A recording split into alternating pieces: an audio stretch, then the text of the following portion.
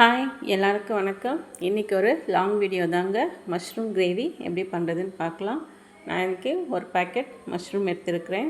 இது வந்து ஒரு பேக்கெட்டு 50 ரூபா மார்க்கெட்டில் வாங்கிட்டு வந்தது. நல்லா ஃப்ரெஷ்ஷாக இருந்தது. அதை கட் பண்ணி வாஷ் பண்ணி எடுத்து வச்சுக்கலாம்.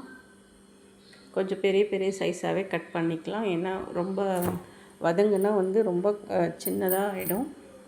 சின்னதாக இருக்கிற மாதிரி இருக்கும். அதனால் பெரிய பெரிய பீஸை கட் பண்ணி எடுத்துக்கலாம். ரொம்பவே சாஃப்டாக ரொம்ப ஃப்ரெஷ்ஷாக நல்லா இருந்தது. கட் பண்ணி எடுத்தாச்சு. இப்போ ஒரு ஜாரில் 2 தக்காளி பெருசாக கட் பண்ணி போட்டுக்கலாம்.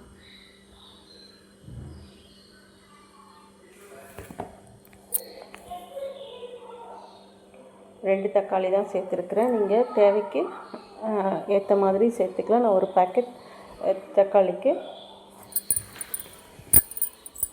ஒரு பேக்கெட் மஷ்ரூமுக்கு 2 தக்காளி சேர்த்துருக்குறேன். உங்களுக்கு வேணுன்ற அளவுக்கு சேர்த்துக்கலாம். அதில் ஒரு 10 பல் முந்திரி வந்து நான் ஊற வச்சுருந்தேன். ஒரு அரை மணி நேரத்துக்கு முன்னாடி ஊற வச்சுருந்தேன். அதையும் சேர்த்துக்கலாம். கொஞ்சம் கொத்தமல்லி, புதினா ரெண்டும் சேர்த்து கொஞ்சம் ஒரு அரை கைப்பிடி அளவுக்கு எடுத்தால் போதும். கொத்தமல்லி நிறைய இருக்கலாம். புதினா சும்மா கொஞ்சம் ஃப்ளேவருக்காக தான். அதையும் சேர்த்து நல்லா ஃபைனாக அரைச்சிக்கலாம் மிக்ஸி ஜாரில். இது ரொம்ப டேஸ்டியான கிரேவி. இட்லி, தோசை, சப்பாத்தி, பூரி எல்லாத்துக்குமே ரொம்பவே நல்லாயிருக்கும். மத்தியானத்தில் லஞ்சுக்கு சாதத்துக்கும் வச்சுக்கலாம்.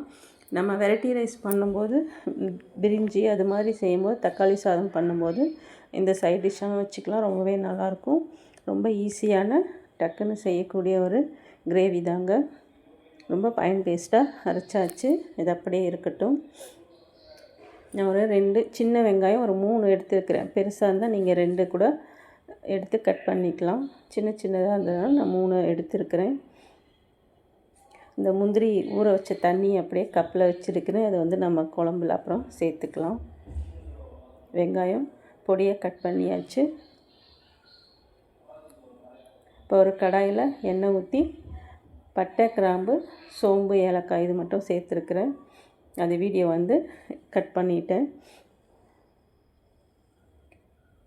மசாலா பொரிஞ்சதும் நம்ம நறுக்கி வச்சுருக்கிற வெங்காயத்தை சேர்த்துக்கலாம்.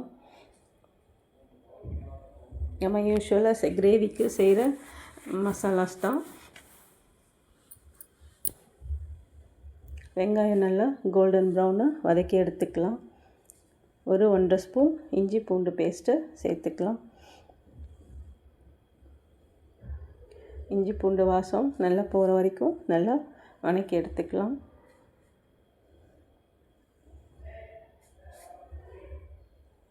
நான் இன்றைக்கி தோசைக்கு தான் தொட்டுக்கிறதுக்கு செய்ய போகிறேன்.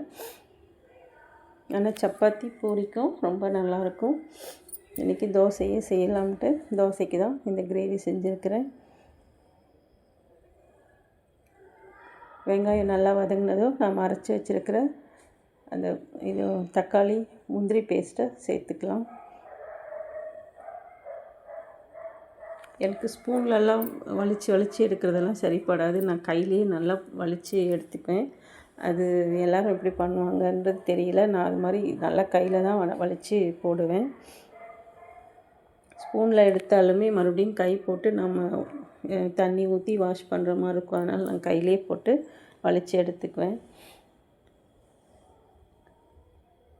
இந்த பேஸ்ட் கொஞ்சம் ஒரு 2 நிமிஷம் நல்லா வதங்கினதும் மஞ்சத்தூள், மிளகாத்தூள் சேர்த்துக்கலாம்.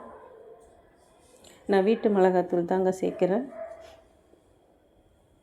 கொஞ்சமாக மஞ்சத்தூள் சேர்த்துக்கலாம். கலருக்காக வந்து நான் அந்த மிளகாத்தூள் சேர்த்துக்கிறேன். காஷ்மீரி சில்லி பவுடர் பாக்கெட் இருந்தது, அதை கொஞ்சமாக சேர்த்துக்கலாம். அது கலருக்காக தான். நம்ம கொத்தமல்லி, புதினா சேர்த்து அரைச்சிருக்கிறதுனால அது வந்து கொஞ்சம் க்ரீனிஷாக இருக்கும். நம்ம இந்த பொடியும் சேர்த்தோம்னா கொஞ்சம் கலர் வரும். நம்ம கறி குழம்பு டேஸ்ட்லேயும் இருக்கும், கலர்லேயும் இருக்கும். இப்போ வந்து நம்ம கட் பண்ணி வச்சுருக்கிற மஷ்ரூம்ஸை சேர்த்துக்கலாம். மஷ்ரூம் நல்லா நிறைய இருக்கிற மாதிரி இருக்கும். கொஞ்சம் நேரம் வதங்கினோடனே கொஞ்சம் கம்மியாயிடும். அதனால தான் பெரிய பெரிய பீஸாக கட் பண்ணி சேர்த்துக்கலாம். சாப்பிடும்போதும் கொஞ்சம் பெரிய பீஸாக இருந்தால் தான் நம்ம எடுத்து சாப்பிடும்போது நல்லாயிருக்கும். அதுக்காக பெரிய பெரிய பீஸாக சேர்த்துருக்குறேன். ஒரு 2 நிமிஷம் அப்படியே வதங்கட்டும்.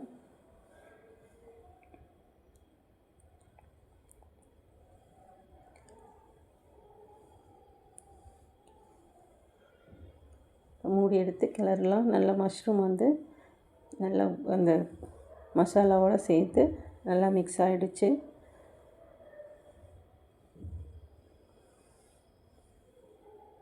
கொஞ்சமாக உப்பு சேர்த்துக்கிறேன்.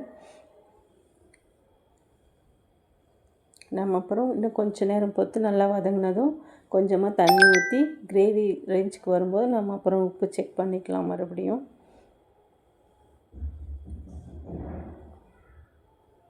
இப்போ அந்த மிக்ஸி அலசின தண்ணியும் சேர்த்துக்கிறேன். நம்ம முந்திரி அரைச்சி ஊற்றி இருக்கிறதுனால ரொம்பவே திக்காக இருக்கும். தண்ணி கொஞ்சம் தாராளமாகவே சேர்த்துக்கலாம். ஏன்னா மஷ்ரூம் வந்து கட்டியே ஆகாது. அதனால் நம்ம முந்திரி பேஸ்ட்டு சேர்த்துருக்குறோம். தேங்காயும் சேர்த்துக்கலாம். தேங்காய் கசகசாவும் சேர்த்துக்கலாம். நான் வந்து இன்றைக்கி முந்திரி தான் சேர்த்துருக்குறேன். டேஸ்ட்டு ரொம்பவே சூப்பராக இருந்தது. நீங்களும் ட்ரை பண்ணி பார்த்துட்டு எனக்கு கமெண்ட் பண்ணுங்கள்.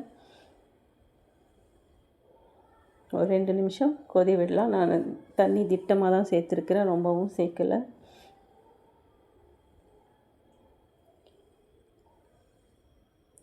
மஷ்ரூம் சீக்கிரமே வெந்துடும்.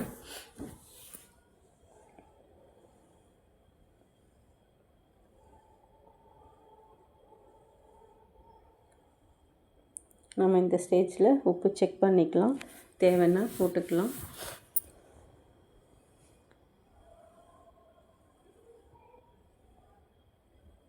எனக்கு உப்பு கரெக்டாக இருந்தது, அதனால் நான் போடலை. கஸ்தூரி மேத்தி வந்து கொஞ்சம் நாம் கசக்கி போட்டுக்கலாம். வாசத்துக்காக ஃப்ளேவர் ரொம்ப நல்லாயிருக்கும். கொத்தமல்லி இருந்தாலும் சேர்த்துக்கலாம். நம்ம கொத்தமல்லி ஏற்கனவே அரைச்சிட்டதுனால இந்த ஸ்டேஜில் வந்து நான் கஸ்தூரி மேத்தி சேர்த்துக்கிறேன். அவ்வளவுதாங்க, நம்மளோட மஷ்ரூம் கிரேவி சூப்பராக ரெடி ஆகிடுச்சு. பார்க்கவே கறி குழம்பு ஃப்ளேவரில் ரொம்பவே சூப்பரான டேஸ்ட்டில் ரொம்பவே நல்லா இருந்துச்சு. நான் முட்டை தோசை, ஆம்லெட் எல்லாம் ஊற்றியிருந்தேன். அதோடு வச்சு சாப்பிடும்போது ரொம்ப சூப்பராக இருந்தது. என்னோடய சேனல் பிடிச்சிருந்தால் லைக் பண்ணுங்கள், சப்ஸ்கிரைப் பண்ணுங்கள், எனக்கு கமெண்ட் பண்ணுங்கள். பாய்.